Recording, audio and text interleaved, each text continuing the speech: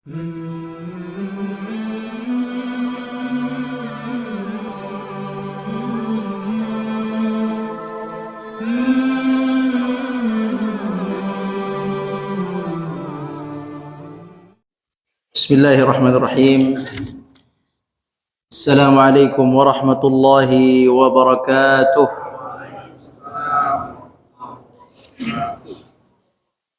Innal hamdalillah nahmaduhu wa nasta'inuhu wa nastaghfiruh wa na'udzu billahi min shururi anfusina wa min sayyiati a'malina.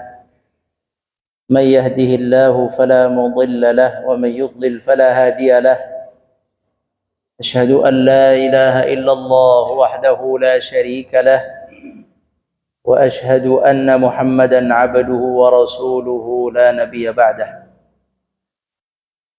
اللهم صل وسلم وبارك على نبينا محمد وعلى آله وصحبه أجمعين أما بعد. Kaum muslimin yang dirahmati Allah Subhanahu wa taala, puji syukur kepada Allah dengan kita mengucapkan alhamdulillahi rabbil alamin.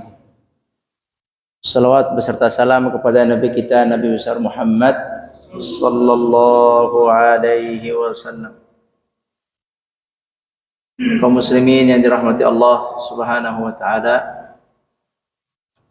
kita melanjutkan pembahasan fikih. Selesai sudah mengenai sujud sahwi. Apakah dilakukan sebelum salam ataupun sesudah salam? Masih ingat atau sudah lupa? Lupa ya.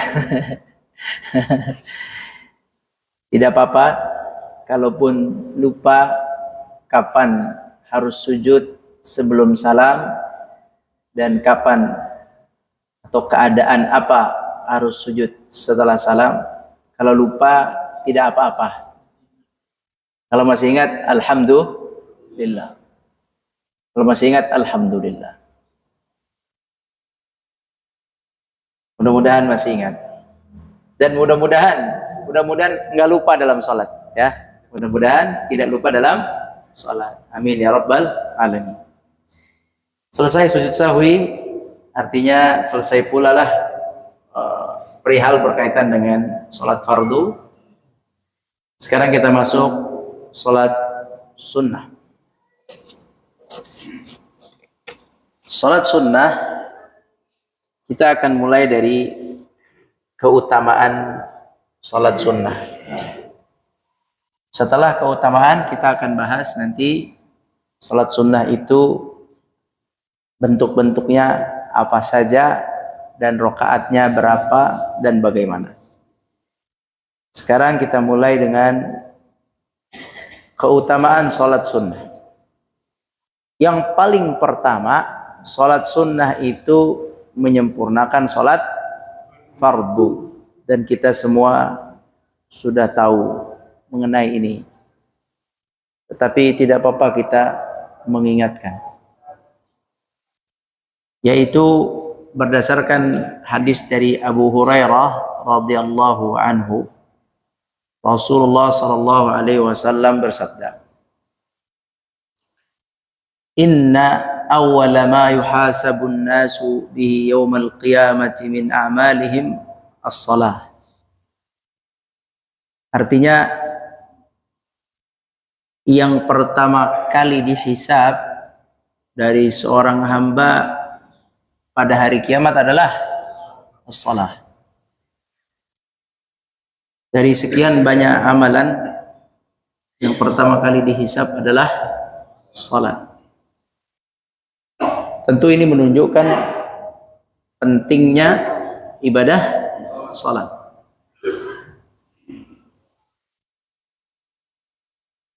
Tetapi ada hadis lain yang berbunyi seperti ini. Ahdun bainallahi wa bainal ibad as-salah. Ahdun itu janji.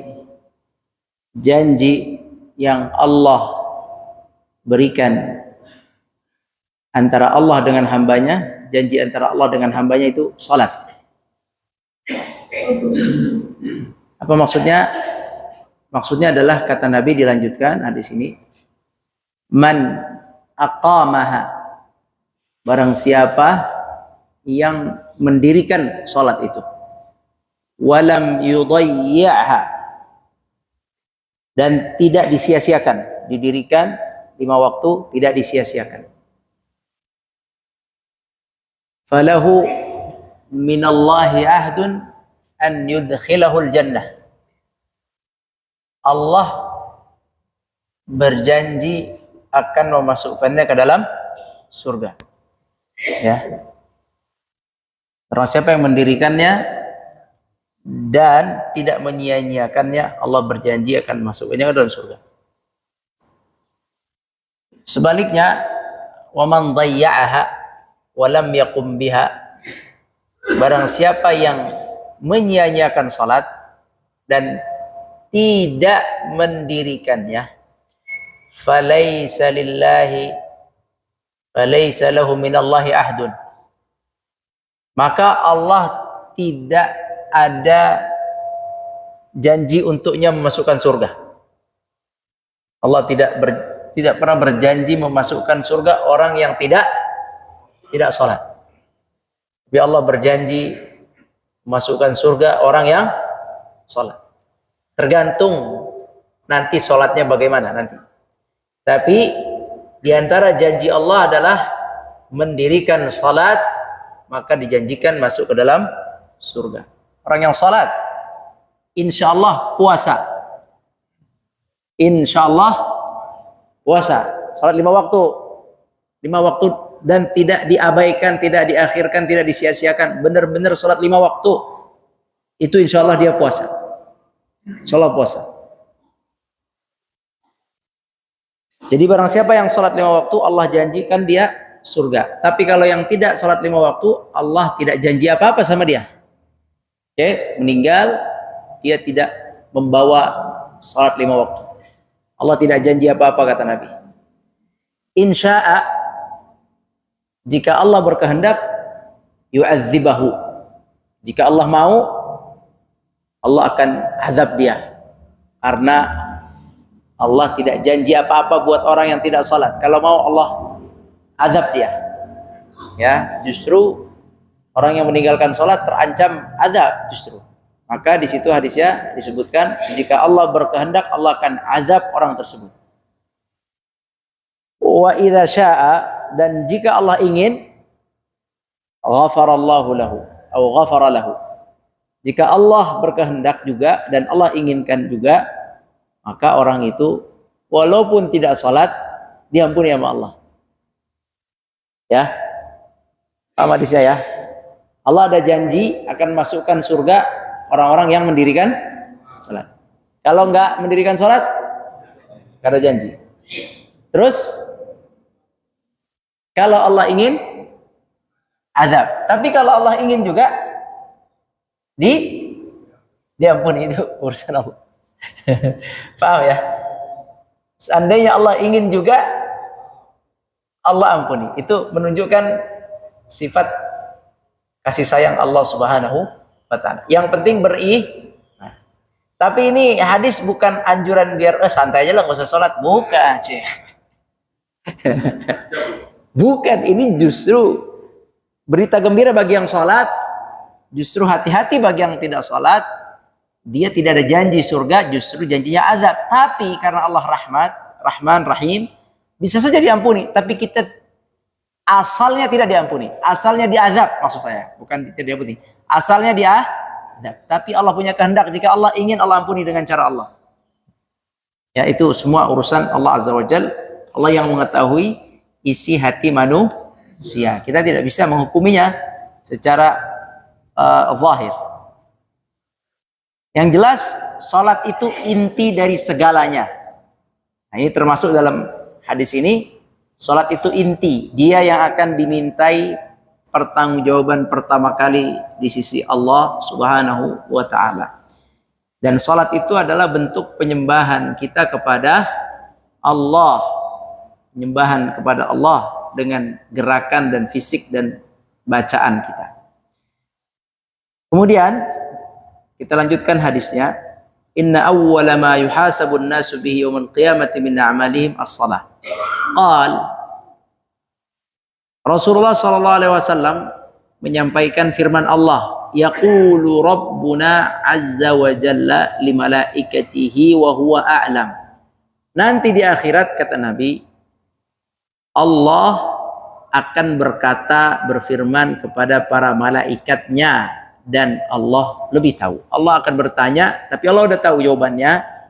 Ini hanya sunnatullah. Allah ingin bertanya kepada malaikat yang telah ditugaskan untuk mencatat amal-amal hambanya. Apa kata Allah kepada malaikat tersebut? Unzuru fi salati abdi atammaha am naqasaha. Wahai malaikat pencatat amal, coba lihat salat hambaku ini. Apakah dia menyempurnakan salatnya atau tidak? Salat fardunya. Apakah salat fardunya itu sempurna atau tidak? Fa in kanat tammatan kutibat lahu tammah. Jika si hamba ini menyempurnakan salat fardunya, maka salat itu akan ditulis sempurna. Wa in kana taqasa minha syai'an, tapi kalau sholat fardunya ini kurang,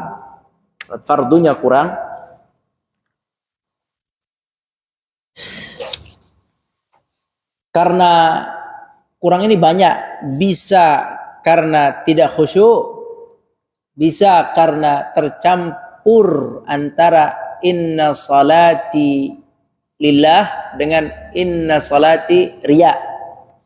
Ya, satu sisi dia lillah, satu sisi dia riya, atau kecampur dengan rusaknya rukun atau syarat-syarat salat, atau karena diakhirkannya waktunya, atau karena ditinggalkan sebagiannya, hanya salat sekali, 2 kali sehari.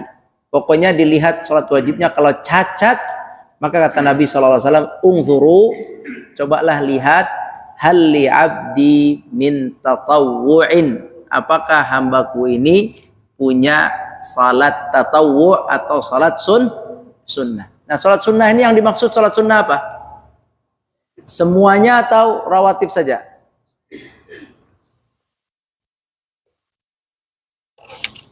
Salat sunnah semua atau rawatib saja?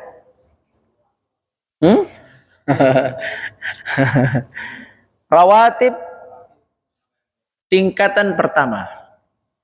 Salat sunnah yang akan dilihat pertama kali adalah salat sunnah rawatib. Salat sunnah paling afdal itu rawatib. Yang kedua adalah qiyamul lail, tahajud malam hari. Itu salat sunnah tingkatannya. Rawatib menurut ulama nomor 1 karena dia menempel dengan salat fardu. Kemudian setelah itu masuk salat sunnah tahajud, kemudian salat sunnah duha. Perlu diperhatikan untuk salat sunnah duha, nanti kita bahas. Salat sunnah duha itu bukan salat sunnah cari rizki, bukan salat sunnah biar rizkinya banyak. Nggak ada penjelasan itu. Memang namanya sholat duha karena dikerjakan di waktu duha. Ya. Juga nggak ada keterangan bacaannya harus bacaan surat ad-duha. Sholatnya duha, bacanya ad-duha, rizkinya di waktu duha. Sholat duha nanti kita bahas, dia bukan sholat khusus untuk rizki. Bapak-bapak ibu sekalian, tidaklah sholat disyariatkan untuk cari rizki. Tidaklah sholat itu disyariatkan untuk cari rizki, nggak ada. Salat itu untuk nyembah Allah. Apa buat dapetin rezeki? Ya, kalau mau cari rezeki, silakan doa. Kalau doa ada, Rabbana atina fid dunya hasanah. Itu silakan minta. Tapi kalau salat dapat rezeki, nggak ada. Sama dengan zikir. Zikir 1000 kali, rezekinya lancar. Nggak ada, Syekh. Zikir bukan nyari rezeki. Sama salawat 1000 kali, nanti dagangannya laku. Kagak ada, Syekh. Aduh. Jadi selalu saya perhatikan umat Islam ini mencari amalan yang kalau diamalkan rezekinya lapang. Nggak pernah berpikir mencari amalan yang kalau diamalkan diterima di sisi Allah Subhanahu wa taala. Kenapa? Entah kenapa. Terlalu cinta dengan dunia mungkin.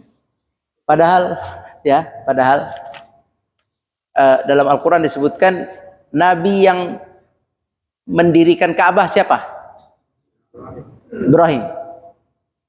Sama siapa? Ismail. Yang nyuruh siapa? Yang nyuruh Allah. Yang dibangun rumah Ka'bah musyarrafah, rumah Allah, Ka'bah mulia, rumah Allah. Yang nyuruh Allah, yang dibangun Ka'bah. Tamam? Yang dibangun rumah Allah. Kira-kira ini amal super baik nggak? Kira-kira kalau dikerjakan ikhlas nggak Nabi Ibrahim? Ikhlas. Nabi. Tapi apa yang dilakukan Nabi Ibrahim? Wa idh yarfa'u Ibrahimul qa'ida minal bait. Nabi Ibrahim mengangkat pondasi-pondasi atau meninggikan pondasi-pondasi Ka'bah. Wa Ismail, bersama Ismail, kemudian mereka berdua sambil berdoa, Rabbana taqabbal minna. Itu doanya. Rabbana taqabbal minna. Ada seorang tabi'in yang menangis membaca ayat ini. Dia nabi, utusan Allah. Allah minta perbuatan khusus, amal khusus. Yang dibangun rumah Allah. Yang walau sudah sempurna 3 ini, rumah Allah, kemudian nabi, terus perintah Allah langsung, sudah sempurna, tapi Nabi Ibrahim tetap masih meminta, Rabbana taqabbal minna innaka antas sami'ul alim. Ya Allah, terimalah ibadahku ini atau pekerjaan ini, Engkau maha mendengar, Engkau maha mengetahui apa yang ada dalam hatiku. Nabi Ibrahim takut amalnya tidak diterima. Ka'bah ya Syekh, bangun Ka'bah. Sekarang Ka'bah dipakai oleh umat Islam untuk tawaf. Pahalanya ke Nabi Ibrahim. Nabi Ibrahim takut tidak diterima, beliau meminta Rabbana taqabbal minna. Bangun Ka'bah. Kita muterin Ka'bah, ya Allah rizki, ya Allah rizki, ya Allah rizki. Fulus ya. Boleh nggak? Boleh. Tapi cobalah dirubah. Jadikan permintaan itu diterima amal ibadah kita oleh Allah Subhanahu wa taala. Termasuk salat ini. Salat ini yang diminta salat duha semoga diterima di sisi Allah. Zikir semoga diterima di sisi Allah. Bukan zikir supaya dikasih rizki, bukan juga salat supaya dikasih rizki. Akhirnya dia salat dan tidak dapat uang banyak. Akhirnya dia bilang, udah salat kagak dapat apa-apa, mendingan kagak usah salat. Karena dia menganggap salat itu sumber rizki. Nggak ada. Kasih ada dalil kalau ada salat itu sumber rizki. Yang ada fa idza qudiyatus shalah fantashiru fil ardh. Kalau udah salat jadi rizki di atas muka bumi, silakan. Dimudahkan nanti, diberkahkan, itu iya. Tapi enggak, Allah enggak bilang salat rezeki kamu banyak, enggak ada itu. Salat itu adalah tanggung jawab kita kepada Allah. Kita lakukan kepada Allah sebagai bentuk syukur kita kepada Allah. Bapak-bapak semua pasti tahu ya bahwa kita itu harus bersyukur, betul nggak? Betul. Kalau punya uang, rizki, gimana cara bersyukurnya? Keluarkan di jalan Allah, belanja yang baik, yang benar, buat haji, buat umrah, buat bantu orang lain, buat masjid, pokoknya di jalan Allah, buat keluarga yang benar, jangan buat poya-poya, kan gitu. Itu tandanya kita Sekarang gimana mensyukuri ini dari rambut sampai kaki, ini pala badan ini diciptain dalam perut. Allah berfirman, "Huwa a'lamu bikum idz ansya'akum minal ardi wa idz antum ajinnatun fi butuni ummahatikum." Allah tahu sejak kalian janin, sejak kita janin di perut ibu kita, Allah tahu siapa kita. Belum jadi kita, Pak, belum jadi, belum ada matanya, janin belum jadi. Allah tahu siapa kalian dan akan jadi apa kalian. Allah udah tahu. Fala tuzakku anfusakum. Ya, belum jadi. Ya Allah yang bikin. Fala tuzakku anfusakum, jangan kalian merasa paling bersih di antara yang lain. Allah lebih tahu. Baik. Allah Subhanahu wa taala tahu kita. Allah yang bikin kita dari sejak janin. Sekarang udah keluar ini badan, Allah yang bikin. Gimana nih cara ini badan mensyukurinya? Cara mensyukuri ini badan ini dipakai untuk yang Allah mau, yaitu untuk salat. Ini dipakai buat nahan tuh. Berarti kita sedekahkan ini, kita sedekahkan dengan salat. Sedekahkan badan kita dengan salat. Kalau tadi harta kita sedekahkan dengan dikeluarkan, infakkan. Kalau badan ini, cara bersyukurnya nih badan kita ini, itu dengan buat nahan sujud, buat angkat bertakbir, buat bertasbih, buat bantuin orang. Ada orang perlu dibantuin. Kaki, cara sedekahinya gimana? Pakai berdiri buat sholat. Cara sedekahin kaki gimana? Pakai buat ke masjid jalan kaki. Buat sedekahin masjid, sedekahin kaki gimana? Pakai buat tawaf. Kalau sehat pakai buat tawaf. Jangan malah pakai skuter. Sehat menyewa skuter. Sedekahin ini, disedekahkan. Ini Allah yang bikin. Kalau sedekahkan harta tadi keluarkan. Kalau sedekahkan apa? Fisik kita pakai. Ini jangan buat jalan-jalan ke mall terus. Jangan buat jogging terus, jangan buat main pingpong terus ini nih. Bagus ke pingpong di masjid tuh. Samping masjid boleh. Dapat pahala samping masjid ya. Ini sedekahkan, cara sedekahkannya kemana? Ini hati-hati, kaki jangan dipakai kerja mulu nyari duit. Sedekahkan. Cara sedekahkan ini badan bukan punya kita. Dari janin yang Allah yang tahu mau dibentuk apa, udah jadi, sedekahkan.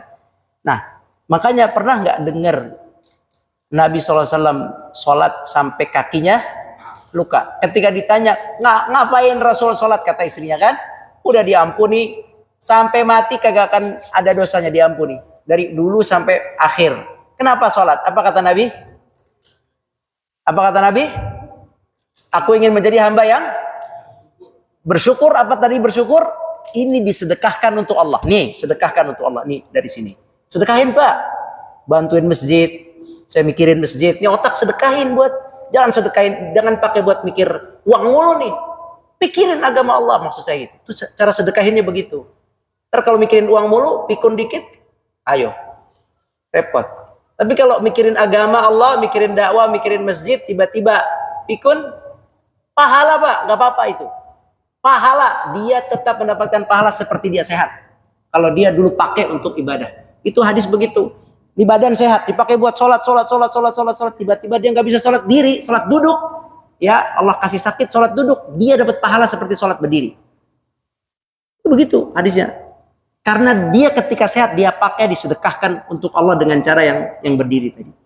Tapi kalau dia nggak pernah sholat, tiba-tiba sakit plak, mau dapat pahala dari mana? Kalau nggak pernah dipakai buat sedekah.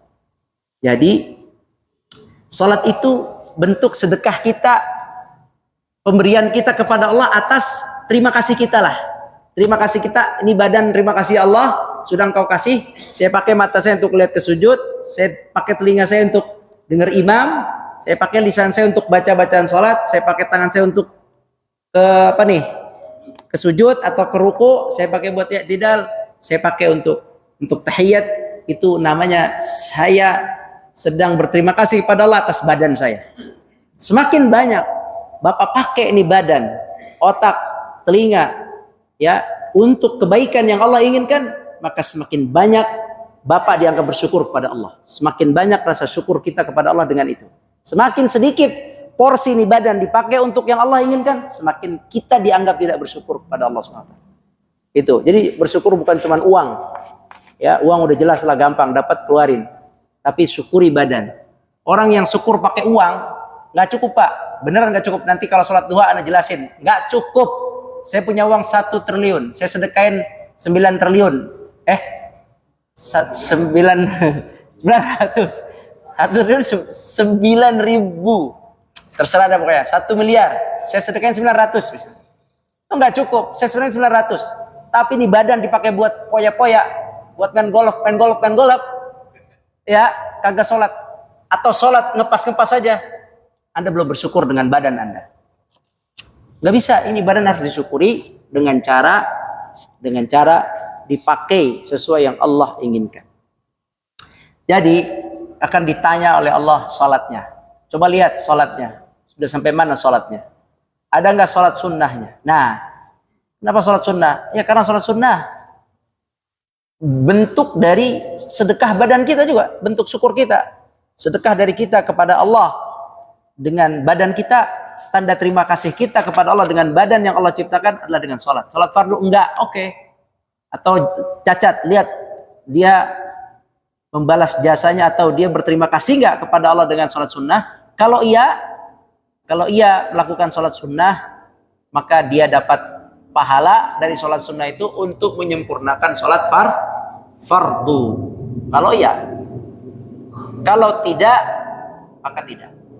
Kalau tidak, maka tidak. Berarti sholat sunnah yang pertama menyempurnakan sholat fardu. Yang kedua, sholat sunnah itu meninggikan derajat dan menghapus dosa. Rasulullah SAW pernah berpesan kepada Thauban radhiyallahu anhu. Nah ini, alaika bikathratis sujud. Perbanyaklah sujud. Fa innaka la tasjudu lillahi sajdatan illa rafa'aka Allahu biha darajatan wa hatta anka biha khati'atan. Karena tidaklah engkau bersujud kepada Allah sekali sujud, 1 kali sujud, melainkan dengannya Allah akan mengangkat untukmu 1 derajat dan menghapuskan 1 dosa. 1 kali sujud, 1 derajat diangkat, 1 dosa dihapuskan. Padahal tadi kita sudah sampaikan, sujud itu sesuatu yang harus kita lakukan sebagai balas budi kita kepada Allah atas fisik yang sempurna ini. Ada yang fisiknya nggak sempurna diciptakan Allah. Ada yang akalnya nggak sempurna. Orang yang akalnya nggak sempurna harus sujud nggak? Harus sholat nggak yang akalnya nggak sehat? Enggak kan? Allah juga nggak minta akalnya nggak sehat, nggak usah sholat nggak apa-apa. Tapi kalau akalnya sehat, badannya sehat, sholat.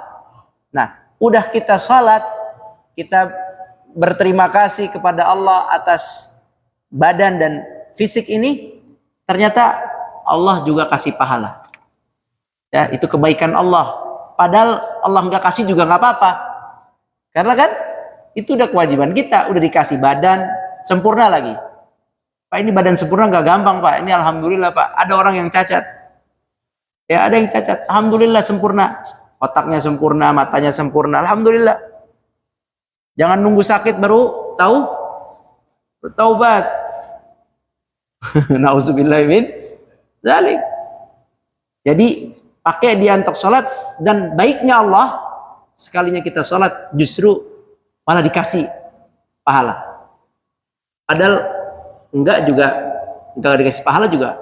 Emang kita harus terima kasih sama Allah yang ciptakan kita. Nah, ini dikasih oleh Allah pahala 1 derajat. 1 derajat. Setiap sujud 1 derajat dan diampuni 1 dosa. Nah, itu keutamaan. Artinya apa? Ketika Nabi bilang perbanyaklah sujud, maksudnya apa perbanyak sujud?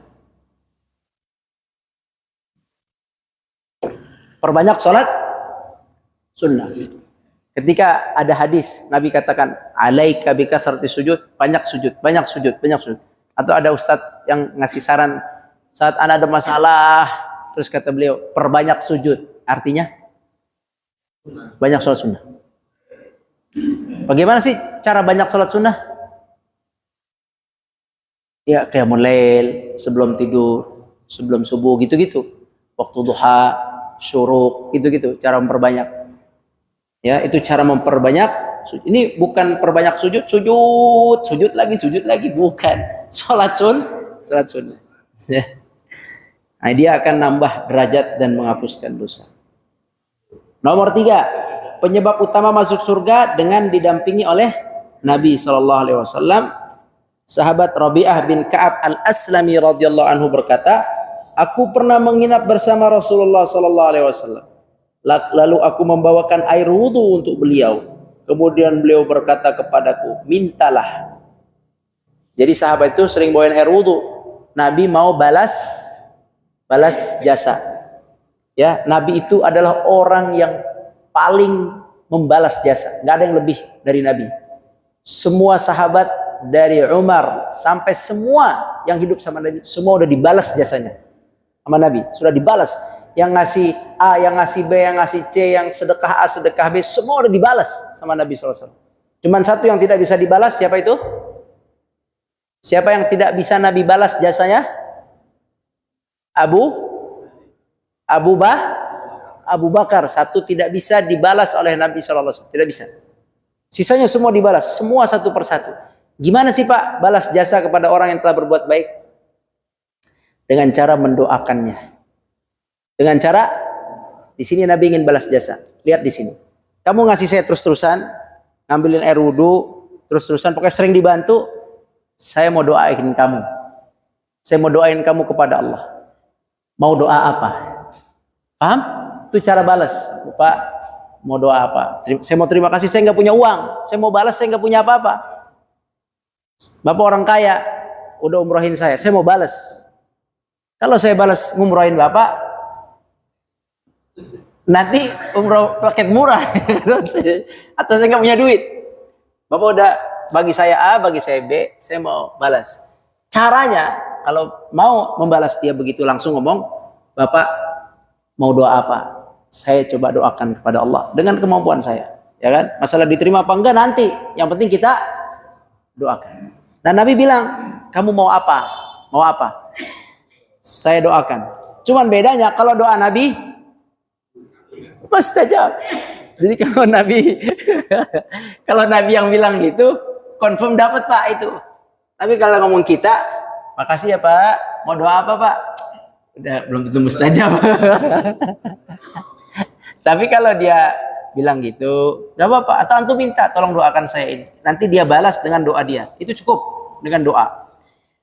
Nah, kemudian si sahabat itu mintanya, kamu minta apa nanti saya doakan kepada Allah. Kemudian kata sahabat itu, saya minta ya Rasulullah, permintaan saya, tolong masukkan saya, tolong saya minta masuk surga ada di sampingmu.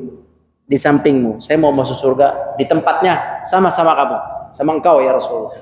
Wah, permintaannya mantap. Ini mantap permintaannya. Ini di dalam hadisnya ini. Ini dia minta waktu 3 hari. Nih. Tolong saya kasih waktu 3 hari. Dia suruh minta silakan. Pikir. Terus pikir. Terakhir beliau bilang, saya minta tolong berada di surga di sampingmu. Wah, permintaannya keren sekali. Permintaannya paling bagus. Terus apa kata Nabi? Huwa dzak. Saya akan doakan kepada Allah hal itu. Saya doakan surganya bersama aku.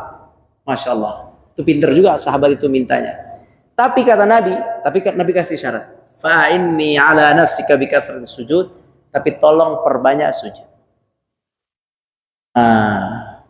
Tolong perbanyak sujud. Ini jadi dalil kata ulama, banyaknya sujud, banyaknya sholat sunnah itu pintu utama masuk surga. Jadi bisa lewat situ. Ya, pintu masuk surga banyak. Di antara pintunya bisa dengan sholat sunnah. Yang keempat, sholat sunnah itu amalan fisik yang paling afdal. Nabi SAW bersabda, Istiqomahlah dalam satu amal. Ini penting nih hadis ini. Istiqomahlah dalam satu amal. Karena kalian tidak akan sanggup mengamalkan semua amal soleh. Nggak bisa. Semua amalan soleh, amalan sunnah Nabi mau dipegang, mustahil. Nabi yang ngomong, istaqimu walan tuhsu. Kamu nggak akan kuat. Yang satu kuat di qiyamul lail, yang satu kuat di khatam Quran, yang satu kuat di puasa sunnah, yang satu kuat di anak yatim, ngasuh anak yatim, yang satu kuat di memaafkan saudaranya, yang satu kuat senyum kepada saudaranya, yang satu kuat menjaga ukhuwah, yang satu kuat amalnya, tenaganya, membantu orang-orang dengan tenaganya, yang satu kuat, yang satu kuat dalam berbakti kepada orang tuanya, yang satu kuat dalam jual belinya, dia tasamuh, apa bahasanya, jual belinya lemah lembut, tidak rakus, tidak kasar dalam jual belinya. Yang satu kuat menyayangi istrinya, yang satu kuat menyayangi, taat kepada suaminya. Macam-macam Syekh. Sunnah banyak. Nabi mengatakan ulam tusuk. Yang satu kuat melihara jenggot, yang satu gatal, gak kuat melihara jenggot. Ya. Anak jenggotnya segini, anak imannya cuma segini untuk jenggot, tapi untuk ada yang jenggotnya segini, berarti iman dia dibanding anak dari segi jenggot bagusan dia. Dari segi, tapi dari segi yang lain belum tentu. Belum tentu. Dari segi itu dia lebih kuat dari anak, dia bisa jaga. Antum jenggotnya kagak ada, lebih kuat yang ada jenggotnya. Dari segi itu. Betul, itu sunnah. Tapi dari segi yang lain masih bisa dilihat, karena sunnah itu banyak. Mungkin dari segi senyumnya, beliau lebih banyak senyumnya. Atau yang lain dari segi A-nya, segi B-nya. Walan tuhsu, kalian gak akan sanggup mengamalkan semua sunnah. Sunnah itu banyak. Sunnah itu banyak. Tapi kata Nabi SAW, tapi sebaik-baik amal kalian adalah salat. Dan tidak ada yang mampu melihara wudu kecuali mukmin. Yani sebaik-baik amal kalian adalah salat. Maksudnya salat sunnah. Salat. Jadi sunnah itu banyak. 1, 2, 3, 4, 5, 6, 7, 8. Tidak bisa dihitung. Coba hitung sunnah. Gunting kuku. Gunting kuku sunnah. Fitrah sunnah. Ya kan? Siwak. Ada yang kuat dalam amal? Siwak sunnah. Minyak wangi. Sunnah. Muadzin. Sunnah. Nggak semua orang bisa kayak Mas Marwan. Muadzin. Soft depan. Sunnah. Ya kan? Macam-macam Syekh. Sunnah itu macam-macam. Tetapi kata Nabi SAW, dari sekian banyak sunnah yang terbaik adalah as-salat. As-salat. Salat sunnah. Qiyamul lail, duha, qiyamul lail, duha. Baik, inilah keutamaan. Semoga dengan keutamaan-keutamaan ini kita lebih kuat nih, lebih semangat, lebih tenang, tidak terburu-buru menjalankan salat sunnah. Karena biasanya kalau salat sunnah cepet. Nah, jangan cepet-cepet nih. Pelan-pelan. Patok ayam karena nggak pakai imam ya. Jadi hati-hati. Jadikan sholat sunnah sebagai amalan yang kita harapkan pahalanya dari Allah Subhanahu wa taala. Demikian wallahu alam. Ada pertanyaan? Ada 2 menit. Pertanyaan?